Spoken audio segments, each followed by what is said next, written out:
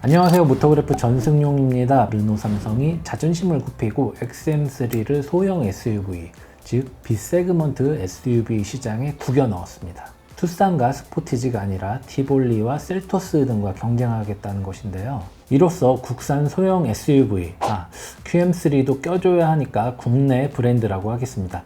국내 브랜드의 소형 SUV 시장은 무려 9대가 경쟁하는 엄청난 곳이 됐습니다. 경차부터 대형 SUV까지 이렇게 많은 차종이 경쟁하는 세그먼트를 혹시 본 적이 있으신가요? 저도 처음 본 것 같은데요. 굉장히 특이한 상황으로 보입니다. 한 브랜드에서 두 종의 모델을 동시에 내놓는 경우도 있으니까요. 제가 좋아하는 영화 타짜, 김혜수의 명대사가 생각이 나는데요. 제가 한번 성대모사를 해보겠습니다. 지금 이 마당에 착한 척 하세요. 여기는 지금 지옥이에요, 이 나 각자 알아서 살아남자고. 그래서 이거 인서트로 넣어주세요. 아무튼 이렇게 치열해진 국내 브랜드의 소형 SUV 전쟁 두 편의 영상을 준비했는데요. 첫 번째는 알아두면 조금 쓸모있는 국산 소형 SUV 시장의 역사, 그리고 두 번째는 알아두면 엄청 쓸모있는 국산 소형 SUV의 모델별 차이점입니다. 2주간에 걸쳐서 두 편을 만들 예정이니까요. 재밌게 봐주시면 감사하겠습니다. 자, 첫 번째 편은 국산 소형 SUV 시장의 역사입니다. 이 차들이 왜 자꾸 나오고 얼마나 많이 팔렸는지, 또 점점 커지는 이유는 무엇인지, 왜 준중형 SUV가 아니라 굳이 소형 SUV를 사는지 등을 생각하시면서 보시면 좋을 것 같습니다. 일단 소형 SUV. 잠깐만요. 저는 원래 초소형 SUV 또는 B세그먼트 SUV라고 불렀는데요.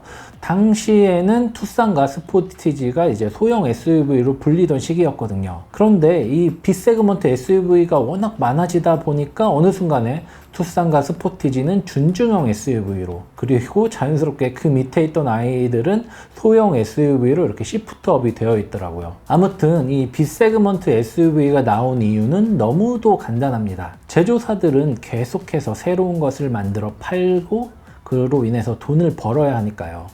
그런데 세단 시장은 이미 꽉 차 있었거든요. 일반 세단뿐 아니라 이제 쿠페니, 해치백이니, 외건이니, GT니, 쿠페형 세단이니 엄청 많았죠. 그래서 눈을 자연스럽게 SUV로 돌린 겁니다. 물론 당시에도 X6 같은 쿠페형 SUV가 있긴 했지만 이들처럼 크고 고급스러운 모델들은 판매량이 매우 한정적입니다. 그래서 아예 새로운 세그먼트를 만들고자 C세그먼트보다 작은 B세그먼트 SUV를 추가한 것입니다.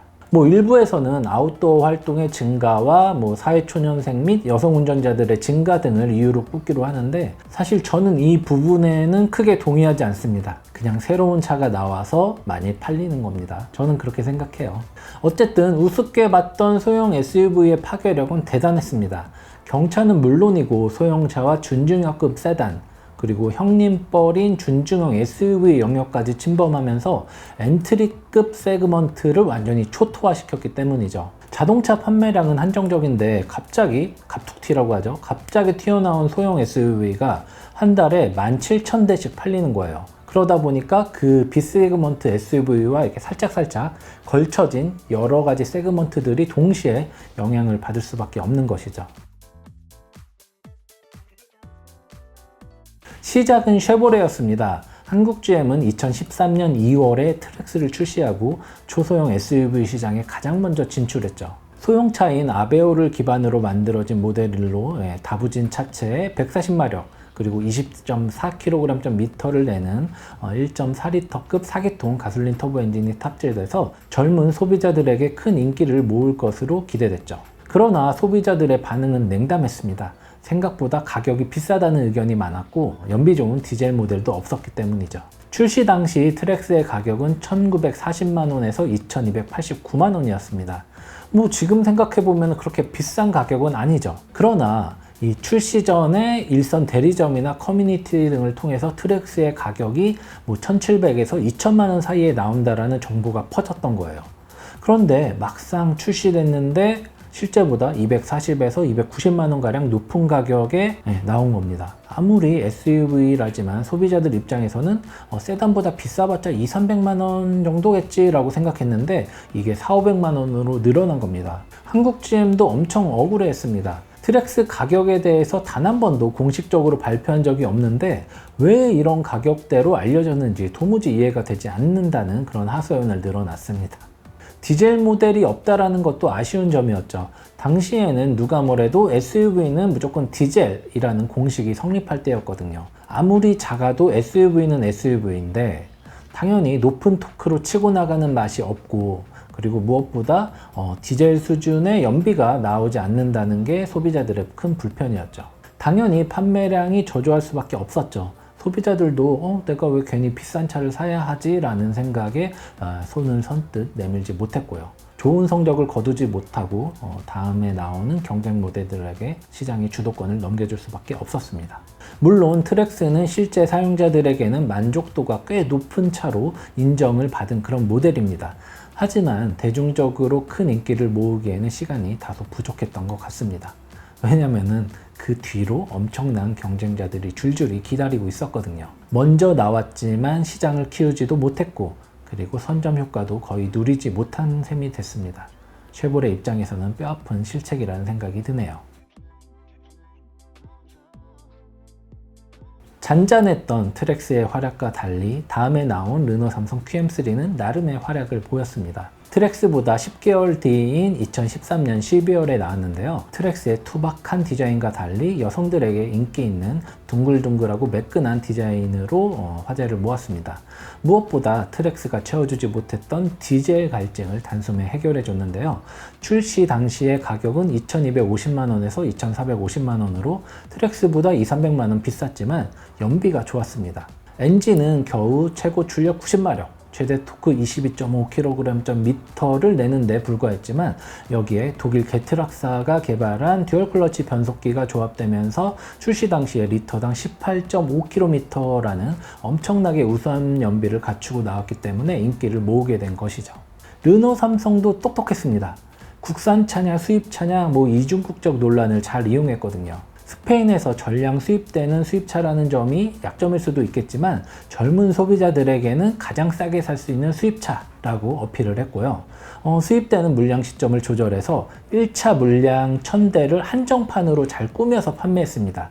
덕분에 2차 1000대는 7분 만에 매진되면서 이제 인기몰이에 성공한 거죠. 실제로 다음 해인 2014년에도 QM3는 없어서 못 파는 그런 차가 돼 있었습니다. 물론 수입되는 물량 자체가 적었기 때문이기도 했지만 출시 초기 물량인 1000대를 7분 만에 팔아버리면서 그 이후에 스페인 공장에서 들어오는 모든 모델들도 들어오는 족족 바로 팔려나가는 그런 인기 모델이 된 거죠. 그러나 QM3의 인기는 그리 오래가지 않았습니다. 수입되는 모델이라는 점이 시간이 지나면 지날수록 장점이라기보다는 단점이 되어버린 거죠. 안정적인 물량을 확보하기도 어려운 데다가 워낙 단조로운 라인업을 갖추다 보니까 소비자들의 다양한 니즈를 충족시키기에는 한계가 있었던 겁니다.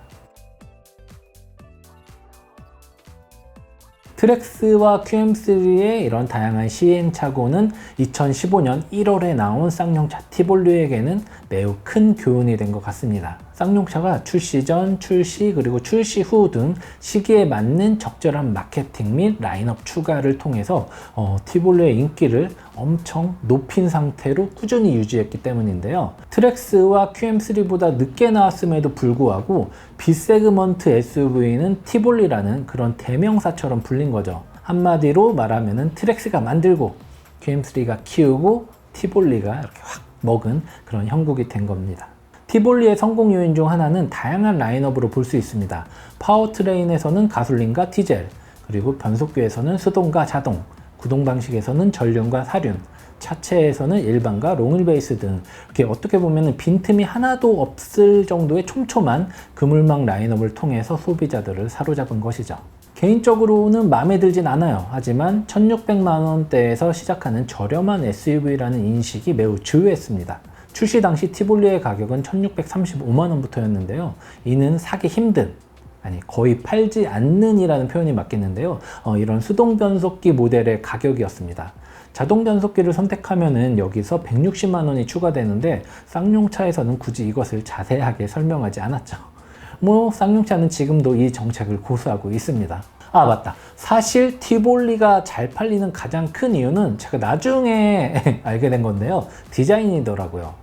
여성으로부터 압도적인 지지를 받는 그런 디자인이 티볼리에 있다라고 합니다. 저는 개인적으로는 잘 이해가 되지 않지만 여성들에게 물어보면은 티볼리 예쁘다는 말을 너무나 쉽게 들을 수 있습니다. 출시했을 때도 뭐 여성 자동차 검색 1위를 차지하기도 했고요. 그리고 전체 판매량 중에서 여성이 차지하는 비율도 50%가 훌쩍 넘는다고 합니다. 덕분에 티볼리는 롱바디 모델인 에어를 포함해서 월 4-5천 대를 꾸준하게 유지를 했습니다. 트랙스가 디젤을 추가하고 QM3가 다양한 상품성 개선 모델을 내놔도 전혀 흔들림 없이 압도적인 1위 자리를 계속 유지했죠. 물론 이는 현대차와 기아차가 이 시장에 관심을 갖기 전까지입니다. 현대기아차는 그동안 티볼리급 SUV 시장에 큰 관심을 두지 않았습니다. 이들보다 한 단계 위급인 투싼과 스포티지가 워낙 잘 팔리고 있었기 때문이죠. 저도 개인적으로 트랙스나 QM3, 티볼리에 이렇게 고급 모델을 살 바에는 차라리 투싼이나 스포티지 1.7 디젤을 사는 게 더 좋다라고 생각을 했었거든요. 현대차도 저랑 생각이 비슷했는지 모르겠지만 이들로도 충분히 견제할 수 있을 것이라고 예상한 것 같습니다. 티볼리가 아무리 인기를 많이 끌더라도 국내 B세그먼트 SUV 시장 규모가 그렇게 큰 것은 아닌 이유도 있겠죠. 이 인기가 얼마나 지속될지도 확실하지 않았고요. 신차를 출시하더라도 새로운 수요를 만들어낼 수 있을지 이런 의문이 들었을 거고요. 그리고 기존에 있던 자신들의 SUV 라인업과 아니면 또는 세단과 카니발리제이션이 나는 건 아닐지 이런 것에 대해서 불확실했을 겁니다. 그러다 보니 당연히 보수적으로 조금 더 보자 하다가 시장 진출이 늦어지게 된 것이죠. 그러나 현대차의 예상보다 B세그먼트 SUV 시장의 성장 속도는 너무나 빨랐습니다. 티볼리의 인기가 2년 넘게 계속되면서 경차와 소형차, 준중형차, 준중형 SUV 시장까지 현대차가 가지고 있는 시장을 꽤 많이 뺏기고 말았던 거죠. 가만히 있을 수는 없겠죠. 현대차와 기아차는 동시에 B세그먼트 SUV를 내놨습니다. 눈에 가시 같은 티볼리를 잡으려고 말이에요. 현대기아차는 당초 예정보다 일정을 앞당겨서 2017년 6월과 7월에 각각 코나와 스토닉을 출시했습니다. 이 두 모델은 같은 세그먼트지만 완전히 다른 차인데요. 스토닉은 B세그먼트 SUV 중에서도 완전 엔트리급이고 코나는 최고급 B세그먼트 SUV를 목표로 나온 것이죠. 당연히 탑재된 파워트레인과 첨단 안전 편의 사양이 다르고요. 서로 상품성이 겹치지 않게 완전 다른 차로 만들어 놓은 셈입니다. 이 부분은 다음에 나올 알아두면 엄청 쓸모있는 국산 소형 SUV의 모델별 차이점에서 다시 한번 설명드리도록 하겠습니다. 그러나 스토닉과 코나는 티볼리를 잡지 못했습니다. 현대기아차의 신차가 나오면 꺾일 것이라고 예상됐던 티볼리는 여전히 건재함을 과시했죠. 티볼리는 코나와 엎치락뒤치락 하면서 여전히 1위 경쟁을 펼쳤고요. 물론 시간이 지날수록 코나의 우세로 바뀌긴 했습니다. 하지만 이는 티볼리에는 없는 전기차 모델이 코나 전체 판매량의 20-30%를 보태준 덕분으로 보입니다. 티볼리도 롱바디 모델인 에어가 있긴 하지만 작년 7월 이후에 생산이 중단된 상태이기도 하죠. 스토닉은 아예 티볼리의 상대가 되지 못했습니다. 출시 전 스토닉은 저렴한 가격을 무기로 티볼리 킬러가 될 것으로 예상되기도 했으나 이 예상은 철저히 빗나갔습니다. 실제로 스토닉 디젤의 가격은 트림에 따라 1,895만원부터 2,295만원까지로 엔트리 모델만 비교해도 티볼리보다 150만원가량 저렴했습니다. 그런데도 잘 안 팔렸던 것이죠. 예상보다 훨씬 저조한 실적에 기아차는 스토닉 엔진 라인업에서 1.6 디젤을 빼고 1.0 가솔린 터보를 추가했으나 판매량은 지금도 바닥을 모르고 떨어지고 있네요. 타도 티볼리가 생각보다 쉽지 않자 현대기아차는 작년에 B세그먼트 SUV의 새로운 모델 2종을 추가했습니다. 이번에도 두 모델을 동시에 내보냈는데요. 2019년 7월에 출시된 베뉴와 셀토스가 바로 그 두 모델입니다. 물론 스토닉과 코나처럼 이 둘은 전혀 다른 그런 포지셔닝을 하고 있죠. 베뉴는 CUV 스타일의 스토닉과 달리 정통 SUV 느낌에 더 충실했습니다.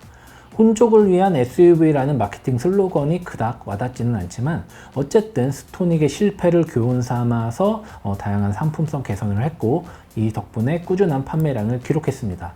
작년 7월 출시 이후 총 16,867대, 월 평균 2,800대가량이 판매됐으니까요.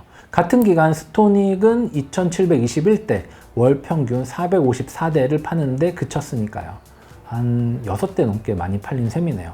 뭐 신차여서 더 그럴 수 있겠지만 스토닉의 첫 출시 이후 6개월간의 판매량을 살펴보면은 9,133대로 월 평균 1,523대였습니다. 출시 초기를 비교해도 2배가량 베뉴가 더 많이 팔린 셈이죠. 자, 여기부터 시작입니다. 지금 쉐보레 트레일블레이저와 르노 삼성 XM3가 차급을 낮추고 꾸역꾸역 억지로 B세그먼트 SUV에 들어오려고 하는 이유는 셀토스 때문입니다. 이 녀석이 세그먼트를 파괴하지만 않았어도 그게 아니라 이렇게까지 잘 팔리지만 않았어도 트레일블레이저와 XM3는 C세그먼트 SUV로 이렇게 방향을 틀었을지도 모르는 일이기 때문이죠. 셀토스의 크기는 길이가 4,375mm로 한 체급 위인 스포티지보다 겨우 105mm 작을 뿐입니다. 휠베이스 차이는 더 짧습니다. 셀토스의 휠베이스는 2630mm로 2670mm인 스포티지와 비교해서 고작 40mm 차이에 불과합니다. 베뉴의 길이가 4040mm 그리고 휠베이스가 2520mm라는 것을 고려하면은 정말 같은 세그먼트지만 엄청난 차이가 나는 겁니다. 그래서 셀토스는 B세그먼트가 아니라 C세그먼트 SUV로 그냥 올려도 아무도 이상하게 생각하지 않을 그 정도 크기라는 거죠. 여기에 세그먼트를 초월할 정도로 엄청난 첨단 안전 편의 사양이 잔뜩 들어 있습니다. 파워트레인도 동급에서 가장 강력하고요. 코나가 작고 다부진 고급을 추구했다면 셀토스는 크고 넉넉한 고급을 추구한 셈입니다. 판매량도 엄청납니다. 티볼리와 코나는 한 번도 못 밟아본 월 6,000대 판매를 너무나 쉽게 넘겨버렸습니다. 7월에 출시된 이후 8월과 9월, 11월에 6,000대를 넘겼으니까 말 다 한 셈이죠. 작년 8월부터 올해 1월까지 6개월간의 판매량을 살펴보면 총 32,174대로 월 평균 5,363대를 팔아치운 셈입니다. 결과적으로 현대기아차가 총 4종의 모델을 앞세우고 추진한 타도 티볼리는 성공한 것으로 보입니다. 스토닉과 코나에 이어 베뉴와 셀토스까지 출시되자 티볼리 판매량은 월 평균 2220대 수준으로 떨어졌거든요. 물론 롱바디 에어 모델이 단종된 이유도 있겠지만 무엇보다 충격적인 것은 티볼리가 베뉴와 셀토스 출시 한 달 전인 2019년 6월에 실내외 디자인을 개선하고 상품성을 향상시킨 페이스리프트 모델을 내놨다는 겁니다. 신모델이 나오기 전 6개월 판매량보다 신모델이 나온 후 6개월 판매량이 1200대나 감소했다는 것이죠. 쌍용차 입장에서는 무척 안타까운 일이 아닐 수가 없습니다. 티볼리는 소년 가장이라고 불릴 정도로 쌍용차의 전체 판매량을 책임지는 그런 볼륨 모델이었으니까요. 그러나 티볼리 타도에 성공했다고 현대기아차가 안심할 수는 없는 상황입니다. 티볼리가 이렇게 좀 쭈그러들었지만 그 자리에 새로운 그리고 막강한 경쟁자가 등장했기 때문이죠. 앞서 말씀드린 것처럼 트레일블레이저와 XM3가 B세그먼트 SUV로 이렇게 낑겨 들어왔습니다. 이들의 목표는 현대기아차가 타도 티볼리를 외쳤던 것처럼 타도 셀토스입니다. 물론 트레일블레이저와 XM3는 차급으로 따지면 C세그먼트에 들어가기도 충분한 그런 모델인데 아무래도 B세그먼트 시장이 더 잘 되고 있으니까 이쪽으로 이렇게 발을 담근 거죠. 뭐 속으로는 C세그먼트 막내보다는 B세그먼트에서 좀 이렇게 큰형 느낌으로 좀 행세하고 싶은 생각도 있었을 겁니다. 올해 투싼과 스포티지가 풀 체인지 될 예정인데 99.97%의 확률로 이들의 덩치가 커질 게 분명하거든요. 어차피 이들이 나오면은 강제로 반등급 낮은 그런 차가 돼서 억울한 일을 당할 수도 있으니 욕심내지 말고 그냥 B세그먼트로 가자고 내부적으로 합의가 된 것 같습니다. 참고로 트레일블레이저의 크기는 길이가 4410mm 그리고 휠베이스는 2640mm로 셀토스보다 더 큽니다. 전체적인 느낌도 셀토스보다는 투싼에 더 가깝고요. XM3는 더 황당한 스펙이죠. 길이는 무려 4570mm, 휠베이스도 2720mm에 달합니다. B세그먼트로 가기에는 다소 억지스러운 크기인데 뭐 어쩔 수 없죠. 르노 삼성은 셀토스와 경쟁하기로 마음을 먹었으니까요. 과감한 또는 무리한 승부라는 생각이 들기도 하지만 뭐 나름대로의 자신감이 없었으면 실행하지도 않았겠죠. 덕분에 기존 B세그먼트 SUV 모델들과 겨룰 만한 그런 경쟁력을 갖추고 나왔습니다. 잘 나왔다는 거예요. 물론 이런 경쟁력에는 가격도 포함되고요. 실제로 이 두 모델은 출시 이후에 엄청나게 호평을 받고 있습니다. 트레일블레이저는 뭐 쉐보레가 드디어 정신을 차렸구나 라는 반응이 있었고요. XM3 같은 경우는 이 차를 이 가격에 내놓다니 르노 삼성 미친 거 아니야? 라는 반응이 나올 정도로 극찬을 받고 있습니다. 자, 지금까지 국내 브랜드의 B세그먼트 SUV 역사를 대략적으로 살펴봤습니다. 트렉스, QM3, 티볼리, 코나, 스토닉, 베뉴, 셀토스, 트레일블레이저, XM3 이름만 불러도 이렇게 힘이 들 정도로 많은 차종들이 경쟁하고 있는데요. 과연 어떤 모델이 최후까지 살아남아서 끝까지 경쟁할지 흥미진진합니다. 1편은 여기서 마치도록 하겠습니다. 다음 편은 이들 9종의 차이점에 대해서 간략하게 비교하는 알아두면 엄청 쓸모있는 국산 소형 SUV의 차이점이 되겠습니다. 너무 많이 기대하지 마시고요. 살짝만 기대해 주세요. 지금까지 모터그래프 전승용이었습니다. 감사합니다.